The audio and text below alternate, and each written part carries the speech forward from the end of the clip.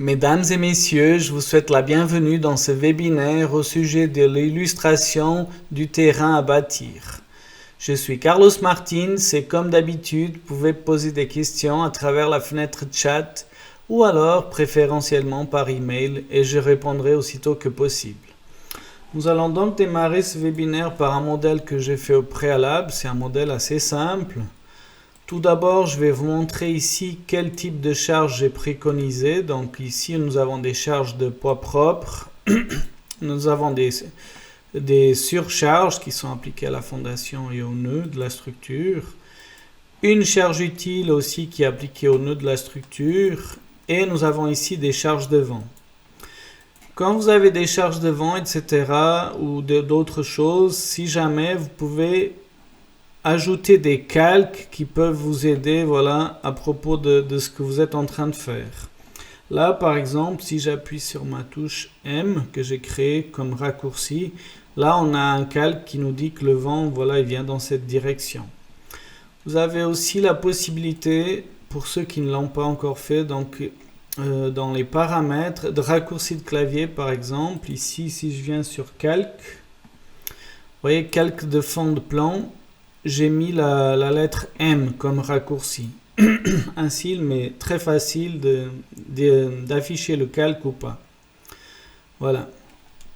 Ensuite, ici, je vais enlever la vue des charges. Et là, on va aller sur éléments. Et voilà, on va appliquer ici un appui surfacique à notre fondation. Vous avez donc des appuis nodaux, appui linéaire, appui surfacique. Là, on va faire appui surfacique, qui est un des plus simples. Donc, on va tout simplement ici cliquer. Après, ici, vous avez vous avez le type Winkler et le type Winkler-Pasternak. Donc, je vais vous montrer quelle est la différence entre Winkler et Winkler-Pasternak. Donc, Winkler, vous avez juste un ressort, sous la fondation et donc il n'y a pas de creux de tassement. Winkler-Pasternak, nous avons une couche de poussée supplémentaire et nous avons donc un K en haut qui est égal à 1000 fois le K en bas. Voilà. Si je reviens dans ma structure, maintenant ici nous on va faire selon Winkler-Pasternak. Et dans les trois cas, donc appui nodaux, appui linéaire, appui surfacique, vous avez la possibilité de calculer directement notre KZ, etc. Si j'appuie sur calcul, ici j'ai déjà des profils de terrain que j'ai créés, mais vous avez la possibilité de créer un nouveau, bien sûr, que je vais par exemple nommer 2309. Et ici, on va tout simplement rajouter un sol.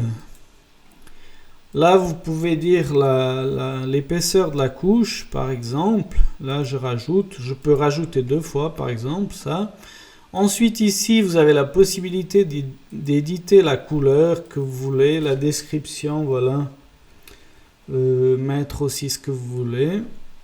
Ici, dans la catégorie de sol, vous avez aussi plusieurs catégories, grossier sous l'eau, etc. Mais dans ces catégories-là, vous n'avez pas la possibilité de changer la cohésion. Pour changer la cohésion, il faut aller sur fin. Et là, à ce moment-là, vous pouvez ici mettre les paramètres personnalisés, par exemple. Voilà.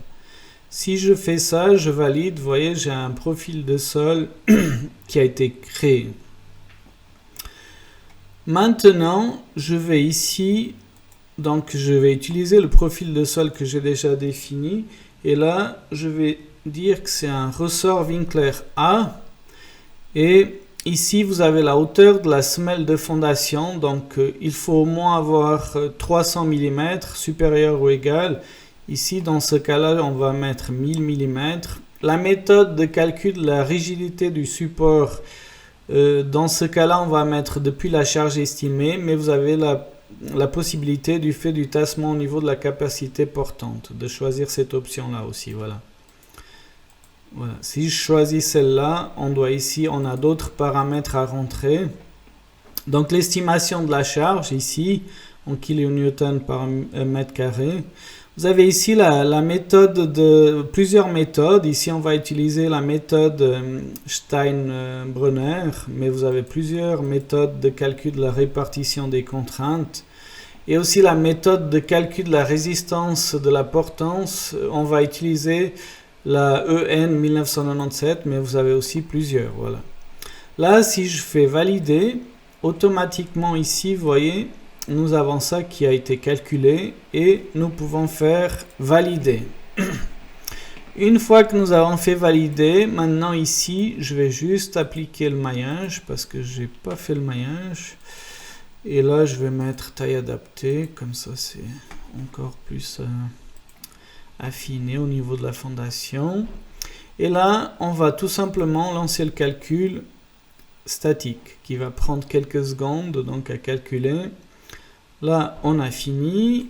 Et là, vous voyez ici, donc si vous vous rappelez bien, on a le vent comme ça. C'est pour ça qu'on a un tassement plus grand dans ce côté-là avec la charge de vent. Mais bien sûr, si vous avez une charge verticale, vous avez quelque chose qui est tout à fait isométrique.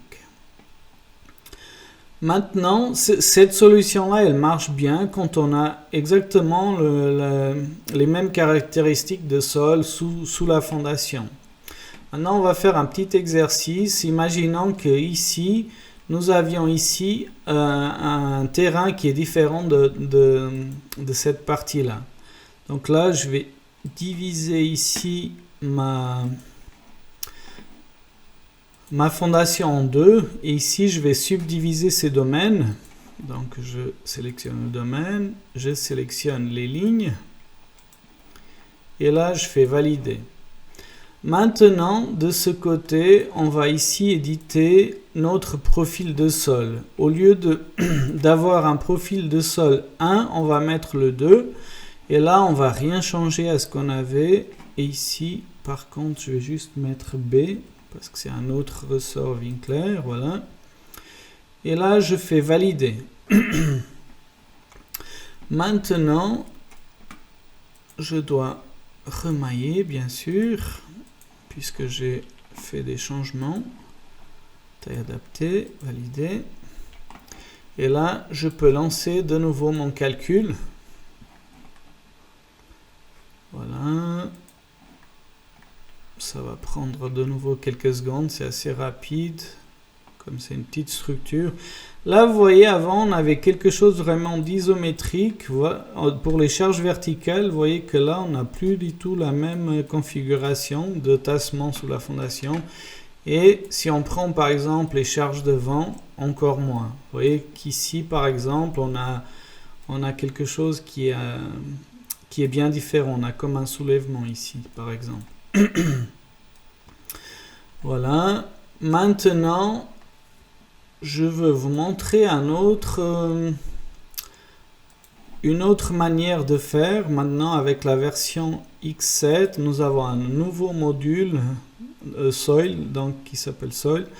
Et là, vous avez la possibilité de faire autrement. Là, je vais juste de nouveau unir. Je prends ces caractéristiques. Et là, je vais juste ici. Pardon, j'ai sélectionné faux. Là, je vais effacer de nouveau.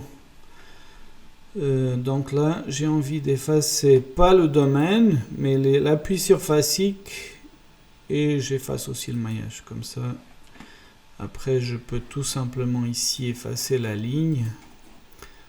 Là, si j'efface cette ligne, voilà, comme ça c'est bon. Et maintenant, on va ici changer de calque, puisque j'avais aussi fait un calque pour nos forages. Juste ici, je dois activer détection des calques, sinon avec la souris, il ne va pas détecter les points. Maintenant, dans la version X7, vous voyez, nous avons ici ajouté des échantillons de forage. On va cliquer dessus. Et là, bien sûr, les échantillons, je les ai déjà créés au préalable. Si on vient là, on peut charger le profil de sol qu'on a créé. Donc, je vais utiliser le même profil 1 par exemple. Je fais valider. Et ici, je dois prendre où est-ce que je vais rajouter ce profil. Voilà, je le rajoute là. Ensuite ici, emplacement, il est juste, ok. Et là, si on veut rajouter d'autres échantillons, je mets oui. De nouveau, je choisis mon profil de sol. Et là, je vais rajouter ici un autre. Oui.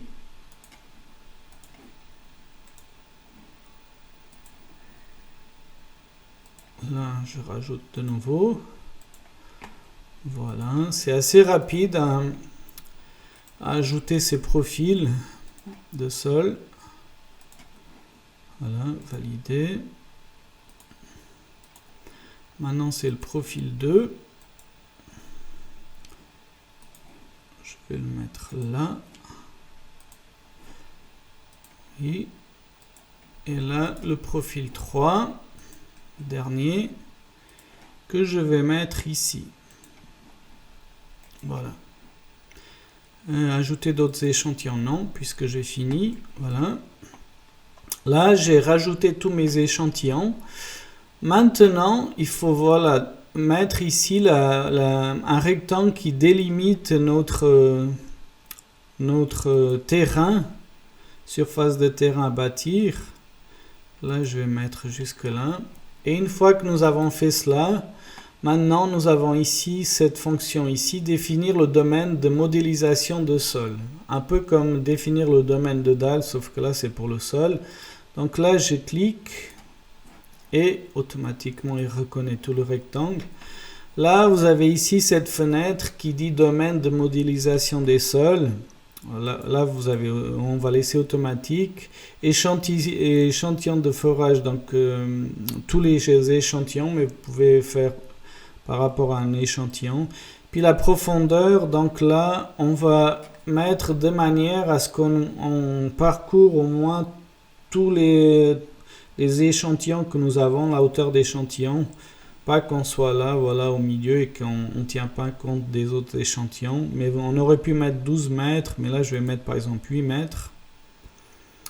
Et si maintenant on vient là, en mode rendu, là on a voilà notre terrain qui est affiché. Et là on a une interpolation par rapport aux couches de sol que nous avons créées.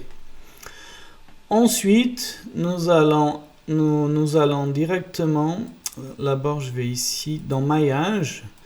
Maillage, je crois que j'avais déjà maillé ma structure, mais je ne suis pas sûr, donc je vais déjà mailler ma structure. Et là, nous avons une deuxième option, génération d'un maillage d'éléments solides. Donc si je viens là, maintenant je peux aussi mailler donc, mon terrain. Ici, vous avez plusieurs types de maillage. Là, on va utiliser celui-ci qui est le plus performant. Et là, je vais aussi sélectionner adapter et je vais faire valider. Là, vous voyez, on a un maillage qui a été créé, donc qui est affiné aux endroits où nous avons besoin. Et là, nous sommes prêts à lancer le calcul et à calculer. Là, si je viens sur calcul, bien sûr, là, ça va prendre un peu plus de temps puisqu'on a un sol avec un maillage. Pendant ce temps, ici, je vais vous montrer d'autres choses. Donc voilà, ici, vous avez l'illustration du terrain à bâtir. Donc ici, dans Axis, vous avez le calcul statique. Le focus, c'est la structure porteuse, par exemple. Et là, vous avez un logiciel vraiment de géotechnique, calcul géotechnique, où le focus est vraiment le terrain. Voilà. On a les deux solutions, par exemple, pour voir exactement quelle est l'importance de chacun d'entre eux. Et maintenant, avec Axis, donc voilà, on a quelque chose qui revient, qui peut reprendre un peu le calcul géotechnique qu'on aurait avec une structure dessus. Donc là, ça prend un peu plus de temps, ce qui est normal. C'est toujours un peu délicat d'attendre. Donc là, on attend encore quelques secondes. On est à un tiers du calcul.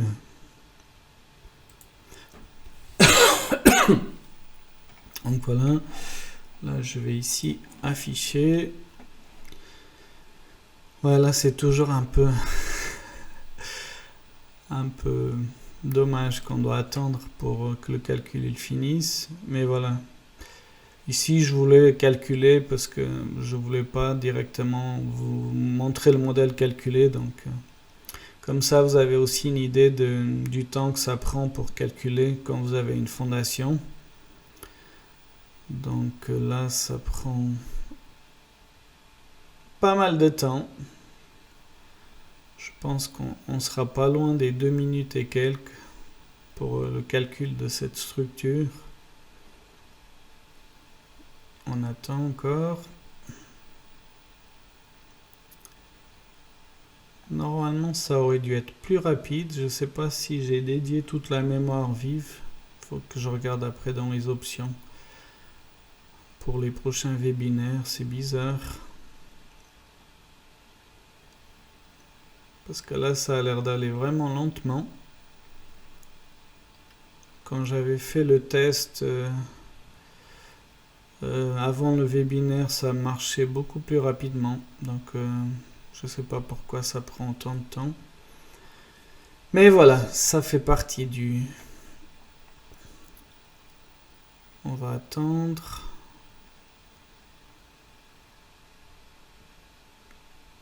Là, j'imagine quand on va attendre les 100%, après, ça va aller beaucoup plus rapidement.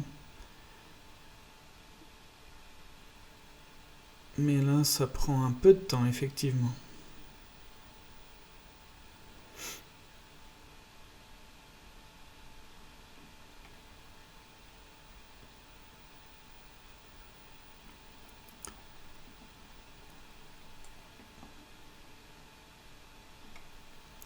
En attendant, vu que ça prend plus de temps que prévu, donc n'oubliez pas, ceux qui ne sont pas encore inscrits, qu'il y aura un Software Forum le 8 novembre à Lausanne. Donc je vous conseille de réserver votre place puisque c'est une salle qui n'est pas très grande, donc les places sont limitées.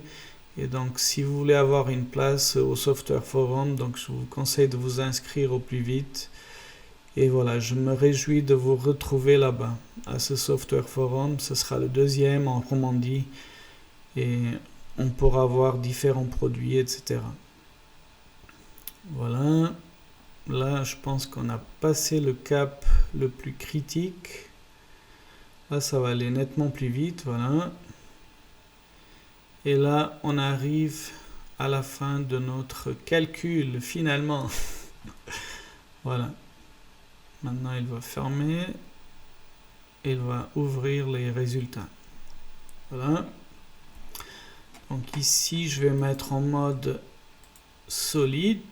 Et là, par exemple, on va mettre EZ.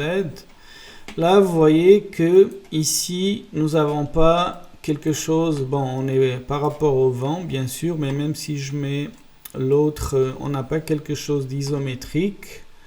Si je viens en vertical, vous voyez, vertical, on n'a pas quelque chose d'isométrique pour les déformations, justement parce qu'ici, on a un profil de terrain qui est différent de là-bas. Voilà. Ensuite, ici, je peux aussi vous montrer la tension du sol. Par exemple, ici, la contrainte axiale direction Z locale. Et là, je vais ici afficher juste mon terrain. Voilà. Ici, je fais ça. Valider. Voilà, comme ça, on a juste une vision de ce qui se passe sous notre fondation dans le terrain, etc. Bien sûr, ici, vous avez la possibilité de faire min-max des parties, mais là, ça ne va rien changer puisqu'on a juste ce terrain. Et ici, vous voyez, vous avez les contraintes donc dans notre terrain. Maintenant, vous avez aussi la possibilité, si je viens EZ, de nouveau, de faire aussi des segments de section. Si je fais ici un segment de section qui s'appelle CC, par exemple, et là, je viens directement ici, chercher la partie. Enfin bref, si je viens là, je fais Y0 comme ça je suis sûr d'être perpendiculaire, voilà.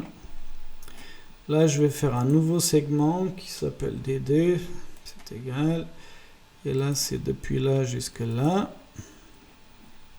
validé. Là, voilà, j'ai deux segments de section pour mes déformations. Je vais juste ici désactiver parce que là, on n'arrive pas à voir grand-chose. Pardon. Les couches de sol, voilà.